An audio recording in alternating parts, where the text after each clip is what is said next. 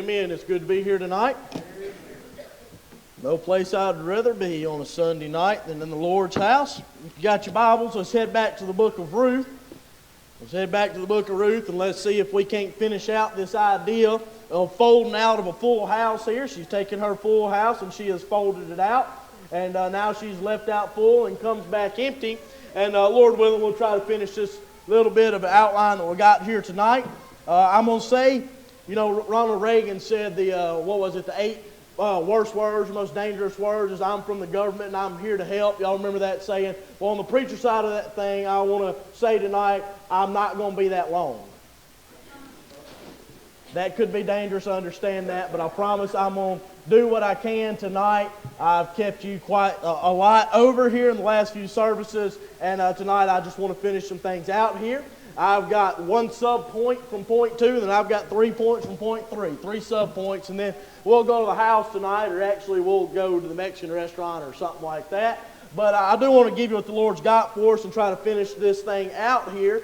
Dealing with Ruth, or not Ruth just yet, but dealing with Elimelech and Naomi as they have left out of the promised land and they have gone into the city or the town, the country of Moab there, and they have gone out there. Now, I wrote some things down and I studied on this and I thought on this, and it's going to come back here in just a little bit, but they left the promised land. They left that land because of the famine in order to preserve a few things. They left to keep their family safe. They left to keep their finances, and they left to keep their future secure. They were scared if they stayed in the land there, they would lose their family to the famine, they would lose their crops and their finances, and they would lose their future. They did not think they were going to make it. So keep in your mind here that they have gone out in order to preserve a few things. They have looked at it and said there's a famine, there's a trial, there's a storm, there's something coming. We need to leave, we need to get out of here so that we can keep what we got. We can keep our full house that we have. She's taken her full house, her and Elimelech, Naomi and Elimelech there, and they have gone into the land of Moab, and while they're there, we know things go south in a hurry. We've talked about their reason for leaving on Wednesday night. They were leaving because they had worry over these things. They had a weariness. They had a worthlessness. We talked this morning after the rabbits that I chased all morning, it seems like. I got in the vehicle and Sue said, I love the fact that you chased a rabbit before you even read your text this morning. So here we are. Let's try not to do it tonight. But the risk to their loved ones. When you leave, and we use this picture of the promised land as a picture of victorious Christian living, God's will, where we're supposed to be. When you leave that and you go back into the world, you go back chasing after the flesh, in their case, go back to Moab, when you get out from where God would have you to be, you are risking some things. You're risking some things not only to yourself, but to those around you. And we can see that all throughout the Word of God. We can see that in our lives today. We can see plenty of examples of things that are risked if you leave. Now, I understand that we have free will tonight. I understand that God has given us that. It wouldn't be much of a freedom there. Grace and salvation gives us freedom. It wouldn't be much freedom if we had to do every single thing the Lord says. Now there's consequences, punishments if you don't do that. But if you want to live in sin, guess what? You have the ability to do that. If you want to leave the church and go somewhere else, you can do that. If you want to go out and you want to stop worshiping God and go worship something different, you can do that. You have the freedom to do that. But when you do that, do not be shocked when the Lord chastens you and brings you back. Don't be shocked when things go bad for you when you get out there. It's the same way with this idea of the promised land. Nobody stopped Elimelech and Naomi from jumping ship. Nobody stopped them. Everybody was waiting on them to come back, but nobody stopped them when they left. But when they left, they have risked some things to their loved ones. I talked about how they risked some pain. The pain of leaving some good godly influences there in their lives. I talked about the pressure that they are going to be subjecting themselves to, a pressure to change, a pressure to conform to the world and the place that they are in.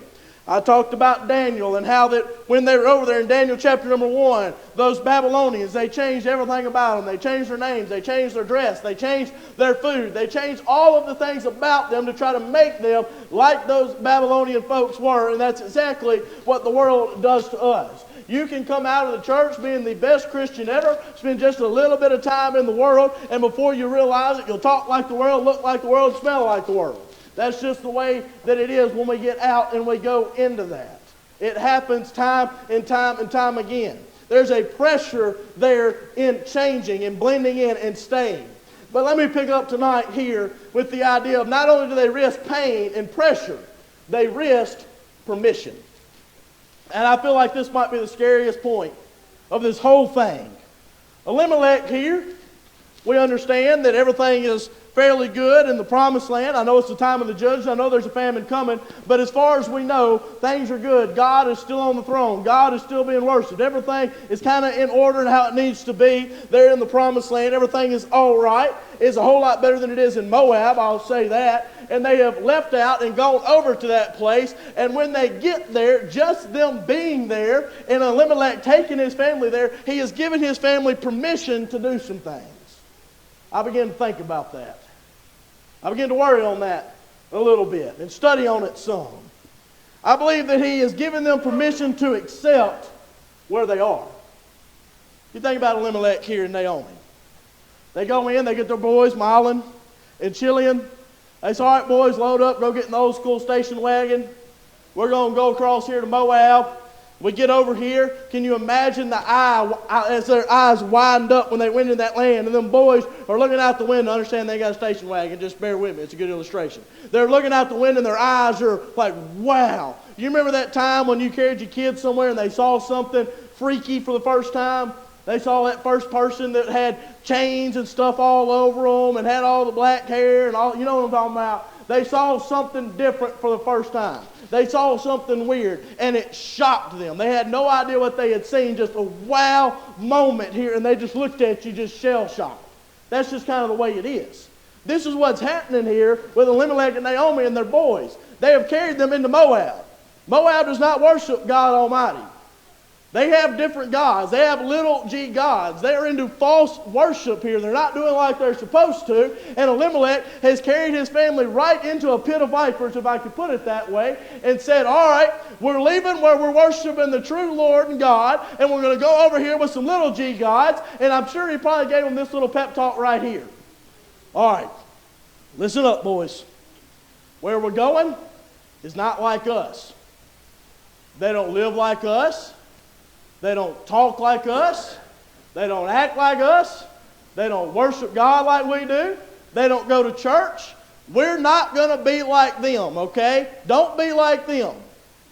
Now, all of y'all who have raised kids and have taken your kids somewhere and said, we don't act like their kids, okay? We've all made that statement. We've all thought it. We said, you know better. You don't act like those kids. When you go back to pick your kids up, who are they acting like? Those kids. It never works out right. How about this one? Anybody ever heard somebody say, do as I say, not as I do? How well does that work out for us? Not well at all. Elimelech and Naomi here, as good as their intentions might have been, they might have had the family powwow before they get out of the vehicle. When we were taking the youth places, and Sue can tell you this, we had that whole van loaded up full of youth, and we would pull off somewhere, and I'd put it in park, I'd turn around, and I would threaten them. That's how it went. I said, you're going to act right, because if not, I'm going to embarrass you in front of God and everybody. And it's going to be bad for you. And then Sue proved it when we carried them to Branson. Now, she was joking when she did this, but one of our youth boys, he's actually her cousin, he just so happened to be texting some girl that just so happened to be in Branson, that just so happened to be at the same outlet mall where we were.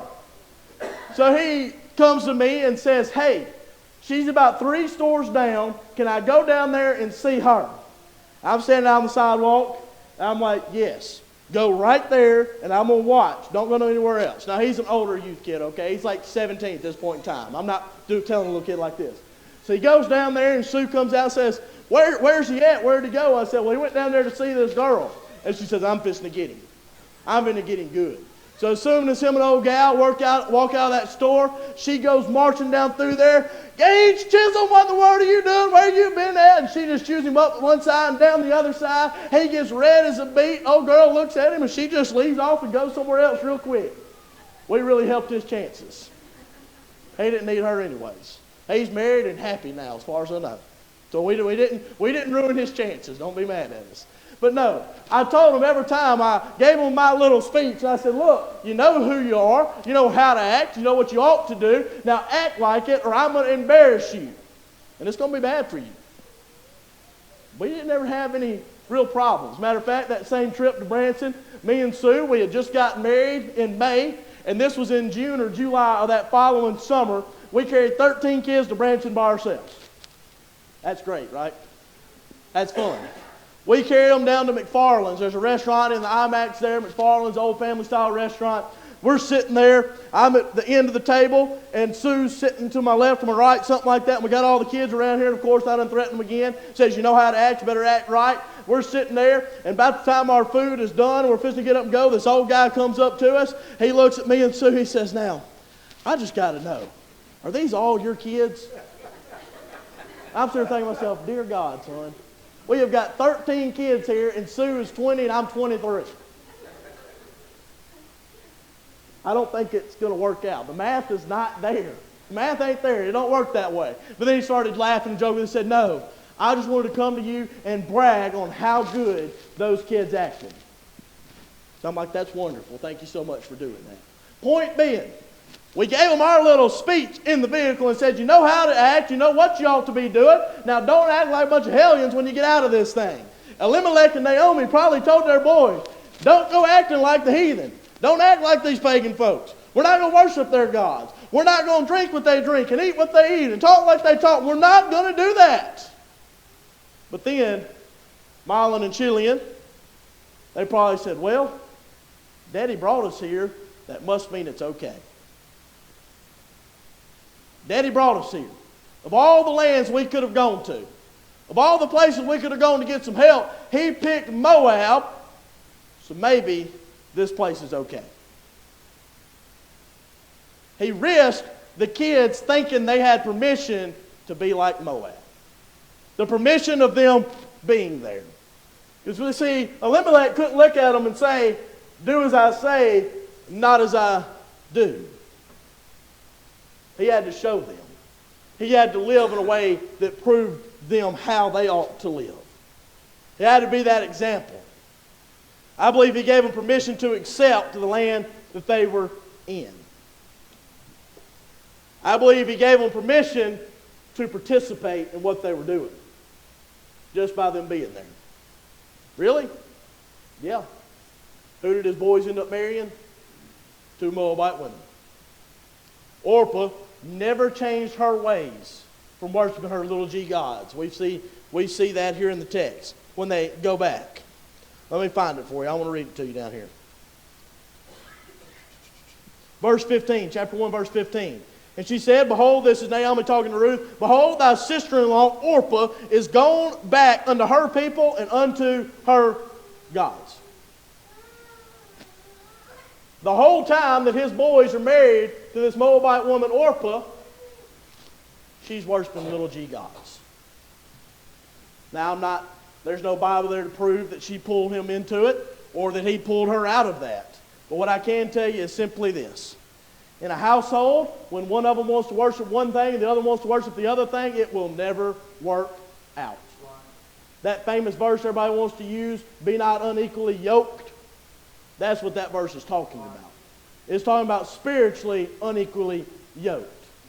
That's why when you have a household that is mixed between somebody that is a Protestant or a Baptist or a Catholic and mixed with another one, oftentimes they have strife and it does not work out very well at all. I've heard tell of families that half the family goes to one church with daddy and the other half goes with mama to the other church. If you can't worship God together, it's not going to work. I hate to say that. It's just the way that it is. So no matter how you want to look at it tonight, whether Orpah and her husband did try to worship God and she worshiped her little g gods, or they did both, or they did nothing, or whatever, it don't matter, because by Elimelech putting them in there and exposing them to that, now his son is neck deep in the middle of that stuff.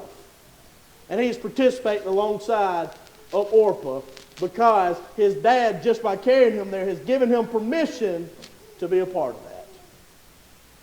Sometimes just being seen is enough to do some damage. Brother Ronnie Bearfield out at Unity, Him and a bunch of other preachers, they was going to go out and eat one night, and they picked somewhere to eat, and they was walking across the parking lot. I think I've told this before, but they was walking across the parking lot, and one of the preachers stopped and looked at Brother Ronnie and said, did they sell alcohol in this place? And Brother Ronnie, without missing a beat, said, not to us, they don't. Walk right on in to eat. Great way to handle it. But there's some places that you can't go and you can't be seen as a child of God just because somebody's seeing you there. It's caused a problem. Let me use Barry for an example.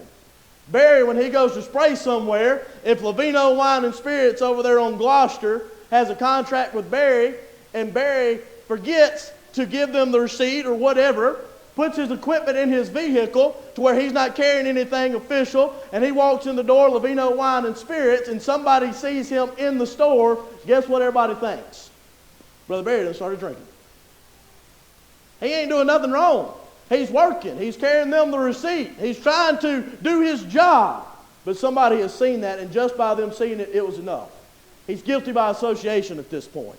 Elimelech and Naomi put their kids in a place to where whether Naomi and Elimelech were a part of it or not, they might have been against it. They might have been telling them, no, don't do this. They still put their kids in a place and surrounded them with an atmosphere, and by them doing that, it gave them permission to accept it and participate alongside of it.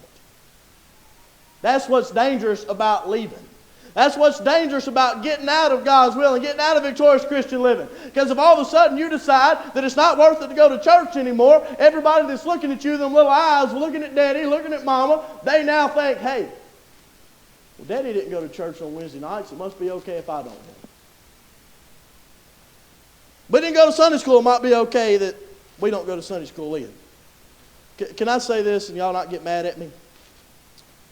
Right now, if you make a decision that you're going to skip Wednesday night services, you might be the most faithful at Sunday school, at Sunday morning, at Sunday night, but you're not there on Wednesday night service. When your kids grow up and they've watched you miss Wednesday night services, don't be shocked when they say, all right, now I'm going to skip Sunday night service too. It tends to start that snowball effect. The things that we tolerate in one generation, we accept and celebrate in the next generation. That's how this thing goes. And I'm not talking about just church things here. I'm talking about across the board. The things that we tolerate end up becoming accepted and celebrated in the next generation. Y'all remember when all this wickedness, all this alternative lifestyle stuff was in the closet because they were scared to show their face? And then we had this generation of being accepting and politically correct and just let people be how they are. And now that stuff is out of the closet and it's on mainstream and it's on church pews and it's in the church pulpit and it's in your schools, drag queens reading stories to the kids in school and everything else. You see what I'm saying? Did you ever think that that was going to happen? Well, we just tolerated it on the fringes, and now it's smack dab in the heart of everything.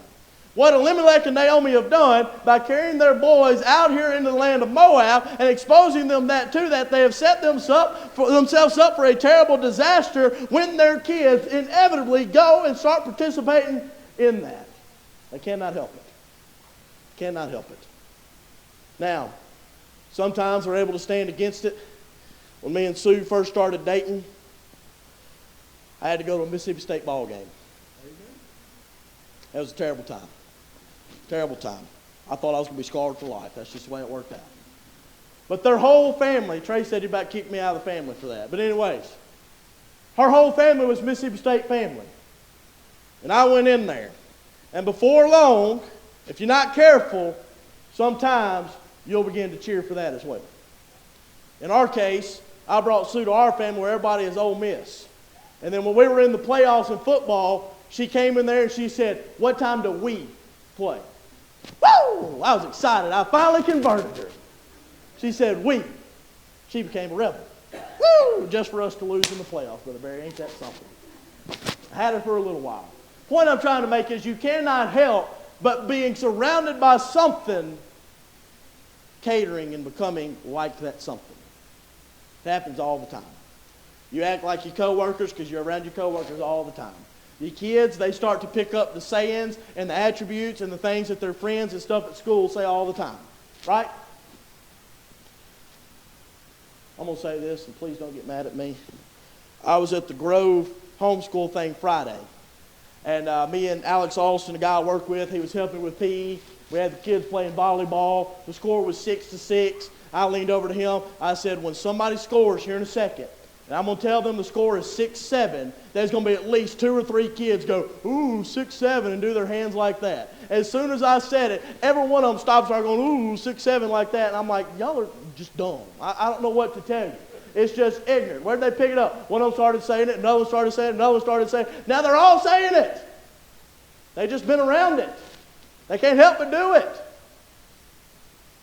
Elimelech and Naomi put their kids in a situation to pick up some things that they ought not be exposed to, and by putting them in that, they inevitably gave them permission to not only accept it, but to participate in it.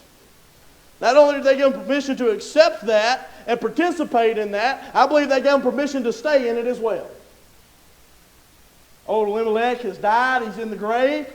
His boys are married. They're in Moab. They've set down roots here. And I believe they've said, well, Dad brought us here. He must be okay if we stay here. Dad set us up with these habits. Mom set us up with these habits. They put us in this place. They surrounded us with this. We've made friends here. We've made acquaintances here. We've got work here. They've been here for 10 years. They didn't go live in a little bubble over to the side and stay like their own little part. They weren't like Chinatown in New York, where it's their culture in the middle of New York. They weren't like Israeltown over here in the middle of Moab. They had to go work. They had to go get jobs. They had to do something to live there. They had to do something to go out and meet their wives. They integrated into the society of Moab for 10 years. And I see nowhere in the text, while them boys were still alive, that they had any indication or any desire to go back. Dad brought us here.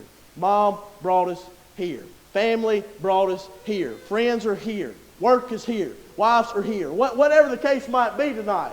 They have got everything there in Moab, and they have set down roots and decided that they want to stay. I told you this morning that these famines here, most of them 7 years, 3 years, 7 years again. This famine, if it is the one from the years of Gideon there in the book of Judges, 7 years worth of famine. The famine is over. The famine has been over.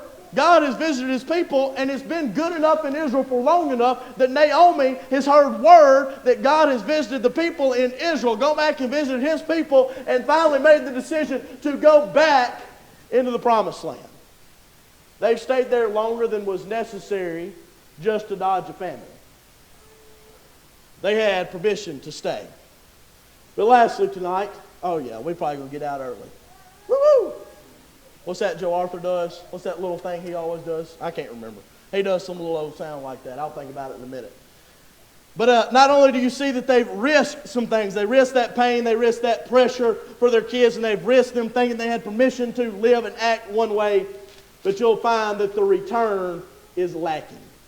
The return is lacking. She says in verse number 21 there, that I went out full and the Lord has brought me back empty. You'll find reading down through there that her husband has died. And then you'll find in verse 5, Mahalan and Chili and her boys have both died. You find that she gets up and she tells her daughter-in-laws in verse number 8. She says unto her 2 daughter-in-law, go return each to your mother's houses. The Lord deal kindly with you, as you have dealt with the dead, and also with me, and with me. Lord, grant you that you may find rest. And they go on and they say, no, we don't want to leave you. We want to stay with you. And she essentially says, I don't have any more boys to give you. Even if I was going to have a child right now, would you hang around and wait for that child to be old enough to then become your husband? She says, you're not going to do it. Go back to your mother's house. Turn again. Go your way. And we find that, of course, Naomi is there with her 2 daughter-in-laws. In verse 14, Orpah kissed her mother-in-law, and Orpah leaves. There's a lot of preaching here in the fact. Brother Josh Adams preached a series on it called What Happened to Orpah. Orpah is never again mentioned in the Word of God after this right here. She's gone back to her gods. She's left a chance to get out of that and stay there in Moab. And you never see her again. But Ruth, she says she's going to stick with Naomi. She's going to stick with Naomi. But I want you to know tonight that the return is lacking. Naomi's own words, she's coming back in empty. She left. I told you when she left, she had a family. She had finances. She had a future that was set up. Some things that she had in her mind that were settled, and she had her plan. We all have our plan on how we want life to work out, do we not? There's a great theologian by the name of Mike Tyson who said everybody's got a plan until they get hit in the mouth. Mike Tyson, the boxer, not the theologian. I'm messing with y'all. But he goes into that boxing ring and he says everybody's got a plan. Everybody sees the weak spot. Everybody's watched the film and knows that guy's combo. He's going to go 2 lefts, he's going to duck, and he's going to come back with an uppercut, whatever it might be. They've studied the film. They know the weakness. They know how to attack that. He said everybody's got a plan going in, but when you go in and that dude catches you and punches you right square in the mouth, that plan goes out the window. At that point in time, it's survival.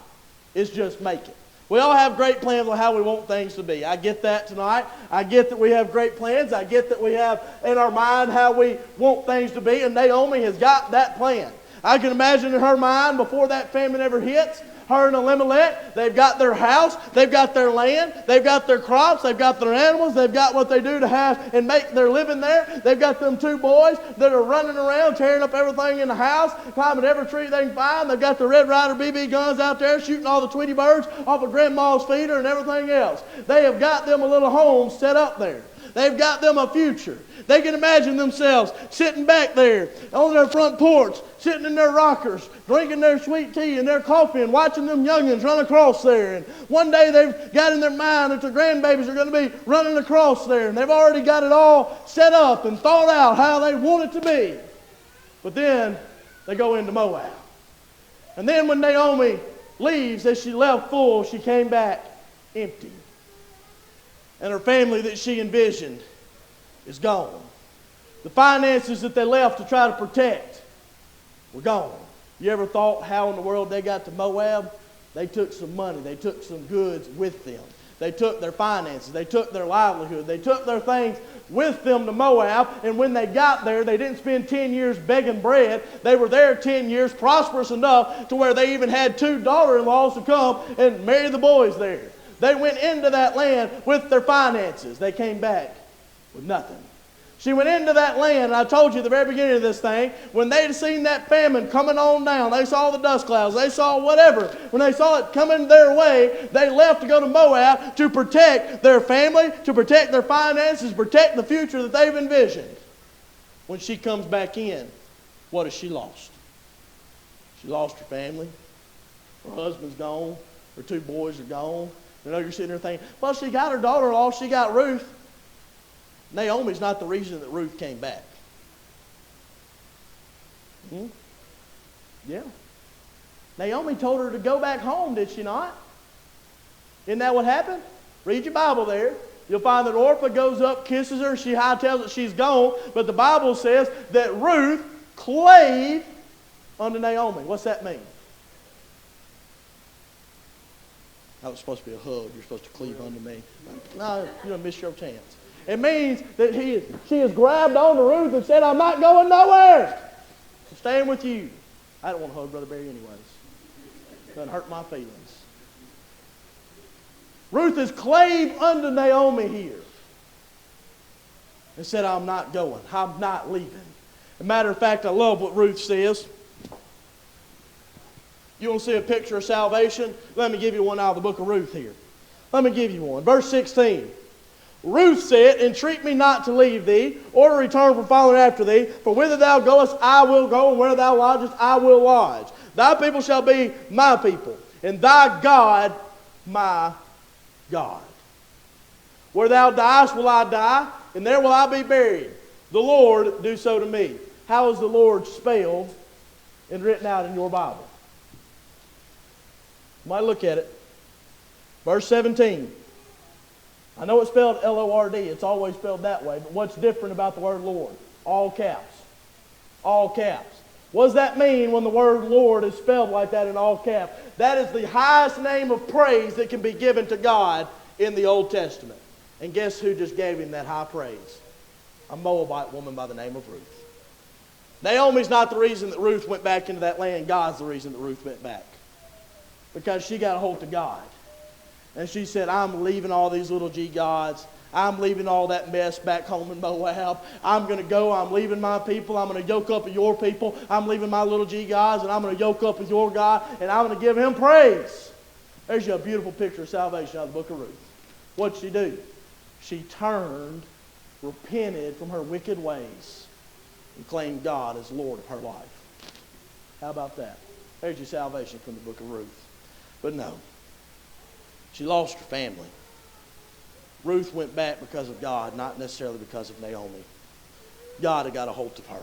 She's lost her husband. She's lost her boys. She's lost her family. She gets back home, and the piece of land that they had worked together for so long, the place that she had, the finances are gone. You'll find that Ruth has to go and begin to glean. That's how she's going to meet Boaz here in just a little while. She's gleaning. She is going back behind the pickers in the field there when they're dropping pieces of food or they're missing crops. She is going in and she's picking that up and putting it in a basket, and she is keeping that to sustain them and to live off of. They've lost their finances. And I wonder if Naomi, when she gets back home, she's thinking back to 10 years ago when her and Elimelech thought they were doing the right thing by getting their family out of there. They thought they were doing the right thing by leaving that place because the family was going to destroy all. When she walks into that town and all those people say, is that Naomi? Read your Bible. It's there. Is that Naomi? Verse number 19. So they too went till they came to Bethlehem. That's Naomi and Ruth. And it came to pass when they were come to Bethlehem that all the city was moved about them. They've all gathered up around them. It's like a parade. Everybody was watching them enter the city. And they said, is this Naomi? Have you ever seen somebody that you knew in high school, and it's very obvious they peaked in high school because they look awful, and you think to yourself, what happened to you? What happened? You ever met somebody? I got a buddy that I went to school with, and he got out of high school with us, and the next time I saw him, I think he gained 120 pounds. And everybody was messing with him. He knows this. We were messing with him. But people would go up to him and say, dude, what happened to you? You got fat. Like that right there. I mean, we didn't sugarcoat nothing. That's just guys for you. Didn't sugarcoat nothing. What happened to you? I wonder if all these people, they see Naomi walking in, and they remember how she left. She left with her head held high. She left with her boys. She left with her husband. She left with a plan. She left with a thought that they were going to go into Moab and they were going to come back again after the famine, come back smelling like a rose. They were going to dodge all the bad. We contrast that with how she's come back into the city. And everybody's looking at her, and it's been 10 years, and she does not even resemble herself anymore. Is that Naomi? What happened to her? Where's Elimelech at? Where's Mahlon and Chilion at? Where's the hopes and the dreams? Where's everything that she left with? She's come back into the town. Family's gone. Finances are gone. Future's gone. I believe she walked through the middle of that parade. She walked by. She's seeing all the sights, and she sees where they used to live. And she's sitting there thinking to herself, I always thought my life would be different. I thought right now I'd be sitting on that front porch with my lemonade or my sweet tea or my coffee. I'd be watching my grandbabies run across that yard. And instead, here I am, dragging myself back into the city, looking at what I could have had, but I left instead. That's not a pretty picture, is it? Now we know the Lord's taking care of her in this, and we understand that God's hand is all over this. I don't want to leave you on a low point tonight, but I just want us to realize sometimes we think if we leave, sometimes we think if we do something different, if we try something else, if we go and do the next big new thing, whatever, we think it's greener on the other side. We see a family, we see a trial, we see a trouble, we see something coming our way, and we're like, hey, we can jump ship and we can go somewhere else and it'll be better.